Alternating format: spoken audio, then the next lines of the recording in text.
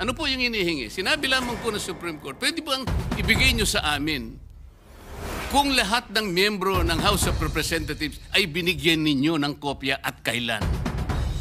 Pwede bang ibigay nyo sa amin ang timing kung kailan nyo ibinigay at binigyan, kung paano nyo sila binigyan ng pagkakataong mabasa yung impeachment complaint?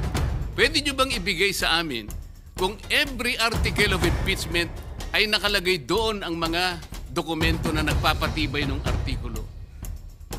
Pwede nyo bang ibigay sa amin kung nagkaroon sila ng pagkakataon talaga na mabasa yung impeachment complaint? Alam po ba ninyo kung anong sagot ng Solicitor General in behalf of the House of Representatives? Ito po yung sagot nila. It is the position of the House that these matters pertain to its internal proceedings, which have always been regarded as beyond the jurisdiction and scrutiny of this honorable court. Sa Tagalog po, wala po kayong pakialam dito sa ano. Yung inihingi po ninyo, kami lang po yun. Para tinatanong lang naman po eh. Binigyan nyo ba ng pagkakataon sila na mabasa? Bakit? Mahirap po ba sagutin nyo? Ano pa po sinabi? This is especially because the matters referred to the preparation, circulation, and perusal of the impeachment complaint as well as its attachment are not governed by a specific constitutional provision or the House rules. So dahil po wala sa Constitution at wala rin po sa House rules, ano po yun? Wardi-wardi na lang. So ibig sabihin talaga, kaya po pala ang dami kong kasama doon, wala talaga silang kopya. Ako nga po hindi nabigyan eh.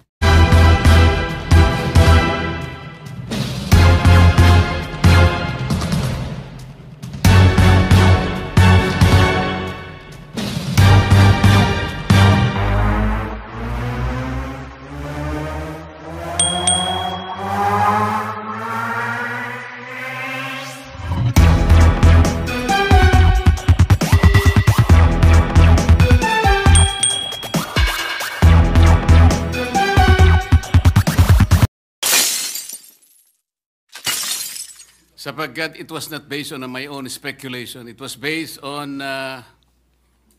my long practice as a litigation lawyer. Wala pa po akong nakitang isang unanimous decision. Ewan ko lamang po kung merong magbo-volunteer ngayon na abogado in the last 40 years na sinasabi ang isang unanimous decision na ang karakter niya ay sinabi na ab initio, void ab initio, unconstitutional, violative of due process.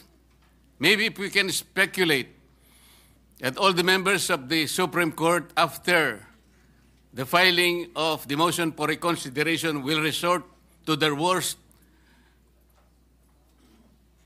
will resort to the worst angels of their nature. Maybe, baka ganun lang. What do we expect? We expect that 8 of them will reverse themselves altogether. Kung sakasakali naman po na in-archive natin or whatever word is applicable at sinabi, under miraculous circumstances, sinabi ng Supreme Court, we are all reversing ourselves. Di i-continue natin. Anong problema? Pero kagaya po na sinasabi ko kanina, Mr. President, ang pagkakaluto nga po hilaw eh. Ipinipilit po ngayong ipakain sa Senado ang isang bagay na hilaw. Paano?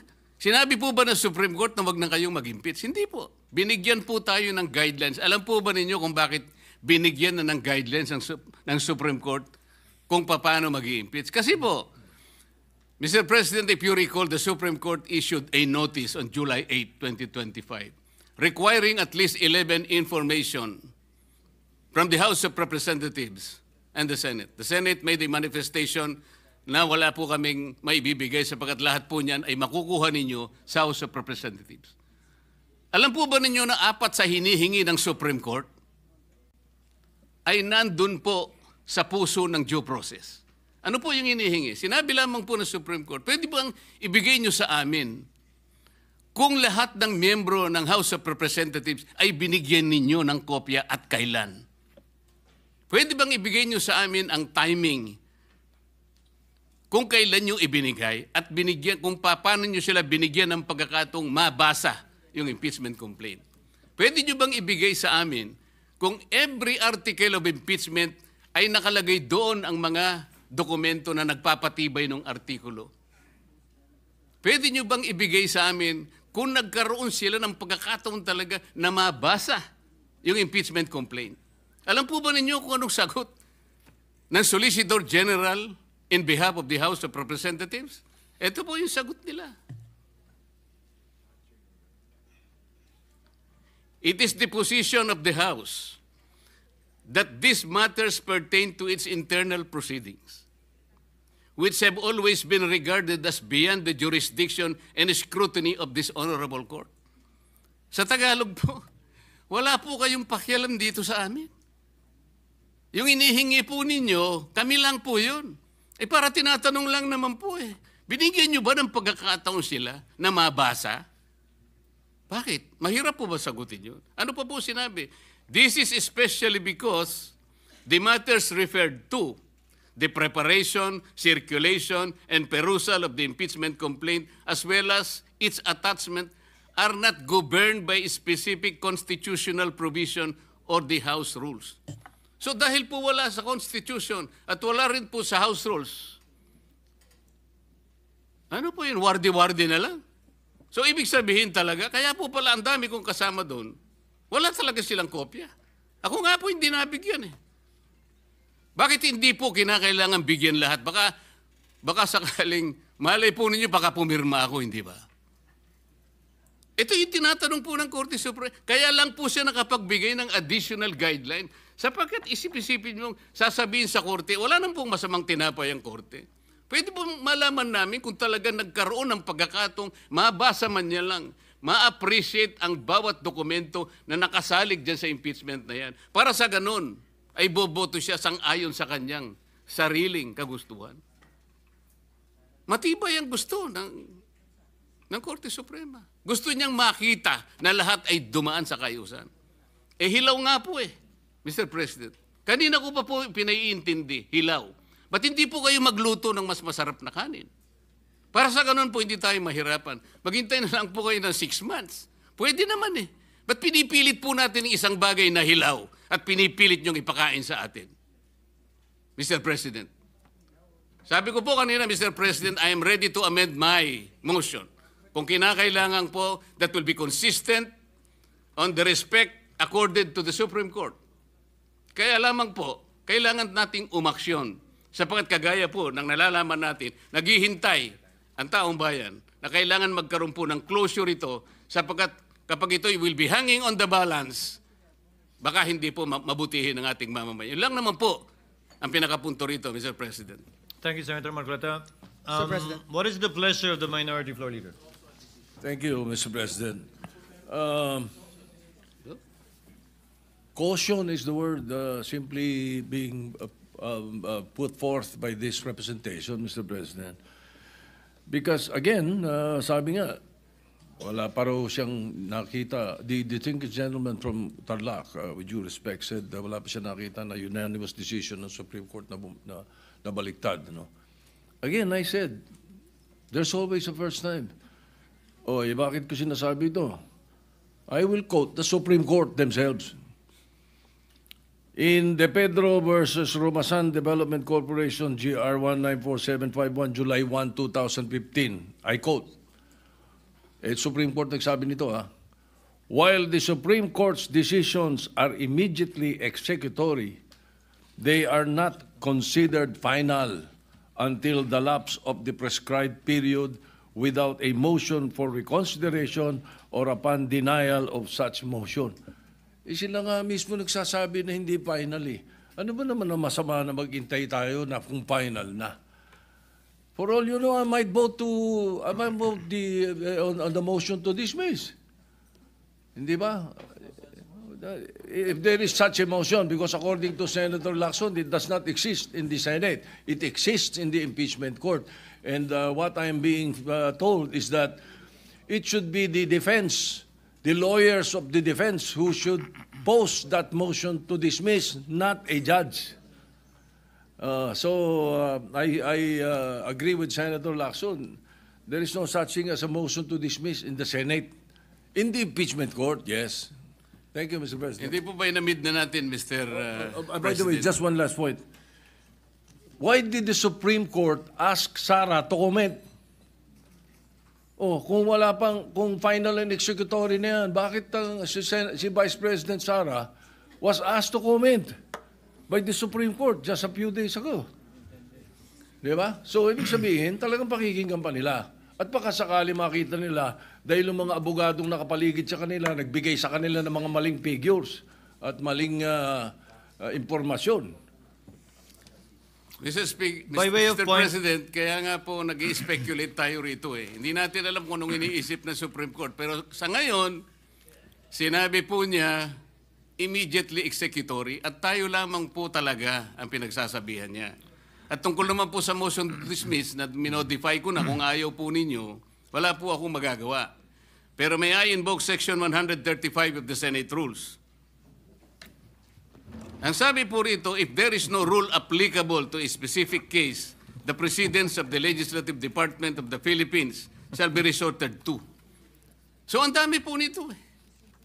Dito po magkakaroon ng motion to dismiss dito. Lahat po ng precedents, kahit na wala po tayong specific rules, ay observe po natin ang Section 135 ng ating rules. Pero dahil inamend ko na nga po, kung pwede na po yung motion to archive, which is consistent to the immediate execution of the decision of the Supreme Court addressed to this august chamber. Oy, bakit naman po ipinipilit pa nating i-delay based on speculation? Based on the fortunes of whatever the Supreme Court will decide later on, which is based on impossibility. Noted and entered into the records. Mr. President. Just What for, is the pleasure of the Honorable Cayetano? just 1 minute, Mr. President. Just for the information of the body, there's actually a Supreme Court case about the power to dismiss a case. Ito po yung Velasquez Jr. versus Lisondra Land 2020 case. Ang sabi niya, in order for the court or an adjudicative body to have authority to dispose of the case on the merits, it must acquire jurisdiction over the subject matter. It is axiomatic that the jurisdiction over subject matter is conferred by law and not by the consent or acquiescence of any or all of the parties or by erroneous belief of the court that it exists. Thus, when a court or tribunal has no jurisdiction over the subject matter, the only power it has is to dismiss the action. So Supreme Court na mismo nagsasabi na pag walang jurisdiction, it does not exist. So sabi ng Supreme Court dito, void ab initio yung articles of impeachment. Pag tinitingnan natin rules natin, the impeachment court is triggered by an articles of impeachment. Kung walang article of impeachment, walang court. So yes, it's true na it is a fact, not an operative fact. It is a fact na nag-robe tayo, nandito tayo. It is not an operative fact na meron tayong jurisdiction doon. Lastly, Mr. President, sa Rule 39, Section 4, judgment not stayed by appeal. Judgments in actions for injunction, receivership, accounting, support, and such other judgments that are now or hereafter be declared to be immediately executory shall be enforceable after their rendition and shall not be stayed by an appeal. Some may say this is for injunction, receivership, etc., and not for the impeachment court. Ang point ko lang, Mr. President, Your Honor, meron naman tayong... This is a case for injunction. Yes. Filed by the Vice President against both the Senate and the House. Thank you for that clarification. But even if it was not, Mr. President, that is why if we... The gentleman from Tarlac already said he's amendable. So kung halimbawa something like we move to act upon the Supreme Court decision and archive the case. Kasi yung Supreme Court decision, when you act upon, ano ba sabi niya? Immediately executory. Ano ba sabi niya? Void ab initio. Ngayon, kung halimbawa na-reconsider at biglang sinabing tuloy, Wala rin naman na epekto yon sa motion na we act upon the Supreme Court. Then at the proper time, someone can say here, we will act upon the latest decision of the Supreme Court. Di ba? So I'm just saying this in the spirit, Mr. President, na pag nakaboto tayo, at least klaro kung anong pinagbobotohan. Because some of us might not vote for the motion to dismiss just because we believe there is no such thing as a motion to dismiss. But I don't think that's our point. Our point is lagyan ng katahimikan to for a few months. February 6, game na ulit. Noted and entered into the records. Majority Floor Leader. Thank you, Mr. President. Next to interpolate, Mr. President, is the distinguished gentleman from We, the sovereign Filipino people, imploring the aid of Almighty God in order to build a just and humane society and establish a government that shall embody our ideals and aspirations, promote the common good, conserve and develop our patrimony, and secure to ourselves and our posterity the blessing of independence and democracy under the rule of law, a regime of truth, justice, freedom, love, equality, peace, do ordain and promulgate this Constitution. Nanumpa po tayo na susundin natin tong Constitution na to. Madali pong sumumpa, mahirap to pa rin. Madali pong sumumpa na susundin kung naniniwala tayo sa desisyon. Paano kung hindi tayo naniniwala sa desisyon? Paano kung ang tinatanggal ngayong hapon na to ay si President Marcos at ayaw kong maging presidente si Vice President Sara Duterte? Will I have the courage to follow the same decision? That is the test I apply to myself today. Tinignan ko po ang Supreme Court decision, solid po. Hindi nito inaalis ang kapangyarihan sa House to initiate impeachment. February 6 po, sigurado yan. In fact, before February 6, may Quadcom na, magiging Glorieta na yan soon. Tuloy-tuloy po yan, yung mga investigasyon na yon, kasi ganun ang politika sa Pilipinas. I hope yung sa baha, imbestigahan din. I hope yung sa corruption, sa smuggling, sa karami-rami nating utang, not only this administration, last administration, 10 administrations. We in this room are all for accountability, but tama yung Supreme Court sa tamang panahon, tamang proseso. Jeremiah 29:11 tells us, "For I know the plans I have for you, plans to prosper you and not to harm you, plans to give you hope and a future." Plano ng Diyos, pagpalain tayo. Pero plano ng Diyos, durugin tayo. So, I remember this episode, I think it was in Twilight Zone, and it was also many, many times portrayed on television. What if nakilala mo si Hitler when he was 6 years old or when he was a baby, papatayin mo ba siya? I think even sa psychology or philosophy classes, tinatanong to ng mga professors, what if you had that unique opportunity, nakatabi mo si Hitler nung 6 years old siya, papatayin mo ba siya? Ang hirap sagutin nun. Of course, for us who believe that thou shall not murder, ang sagot madali. But what if you could have prevented the worst human rights violations in the world, the Holocaust? What if you could have prevented such fire of fascism that it actually swept, kung hindi ako nagkakamali, nag-Time Magazine of the Year pa si Hitler. I wonder what our answer is. But I know my answer here today. If you kill Hitler when you are 6 years old, if you justify the ends by the means, you will create more Hitlers. So if the Vice President is guilty, dapat po siya ay i-impeach. Pero sa tamang panahon at tamang proseso. Nagsalita ng Korte Suprema na mali ang proseso, mali ang panahon. But yun po, Mr. President, sana kung ano ang discussion since February 5 dito na nakatuon kay Vice President Sara Duterte, sana kung sino ang guilty sa mga baha, ganun din tayo. Hindi naman siguro si Sara ang gumawa ng mga baha. Sana po kung ano ang cause ng pagkabansot or stunting yung corruption. Ganun din, araw-araw talagang wag natin tantanan. Lastly, Mr. President, may I make an appeal to the media, our friends, the vloggers, yung iba nandito, political analysts, advocates, school deans, etc. Nakalagay kasi dito, we all agree on a regime of truth. Parati na lang ang vloggers ang nasasabihan na fake news. Alam nyo po, marami tayong political analyst ngayon, di naman sila analyst eh.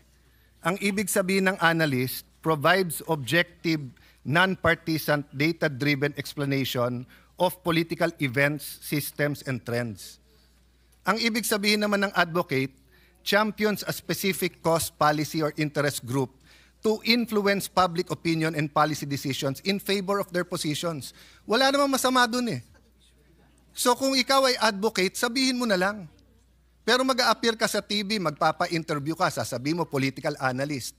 Pero gusto mo lang, bata mo maging presidente, nililito mo pa ang tao eh. Ganun din po, ilan beses kami binugbog dito nung iba, na ang sabi, bawal daw ang isang senator judge na mag-move to dismiss.